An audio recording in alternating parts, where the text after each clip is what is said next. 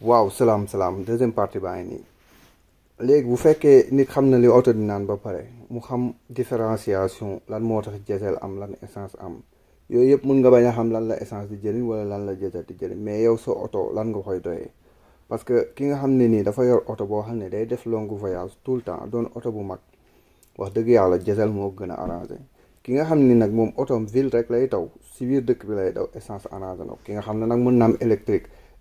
arrangé na ko mais bu fekkee si réewu Europe yi électrique dafa am nombre de kilomètres boo si mën a daw kon loolu day indi benn problème mais bu dee diesel wala essence amul limite de kilomètres léegi ban problème la électrique mën a am nekkul ne borne électrique yëpp am nañ fépp mi ngi ñëw nag mi ngi développé parce que tey jii bu fekkee da ngaa dem ba jeexal sa kilomètres yi nga war a daw si électrique fi nga nekk amul borne électrique wala balaa ngay def si gis borne électrique day difficile kon da ngay am problème électrique mais li am solo mooy nga xam lan ngay doyee oto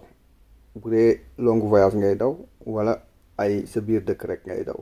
essence moo baax si yow bu dee sa biir dëkk rek ngay daw parce que dina baax sax si environnement bi léegi nag fi mu toll nii nit ñi essence la ñu gën a dem que diesel lan moo tax parce que coût diesel moo cher maanaam prix gasoil dafa cher déjà beneen bi mooy taxe yi ñu siy teg dafa cher taxe dëkk yi en plus dafa gën a polluer mooy gën a yàq atmosphère mooy gën a yàq gàncax gi yooyu yëpp nag dafa bokk si loo xam ne nii si année yii di ñëw kuy ut oto da ko war a sóoraale moo tax tubaab yi créé ay euro norme euro 1 ba 6 loolu nag qualité gasoil bi qualité pot d'échappement bi kii bu muy génne gaz bu muy génne qualité buy la ñuy xool pour mën na ne euro 1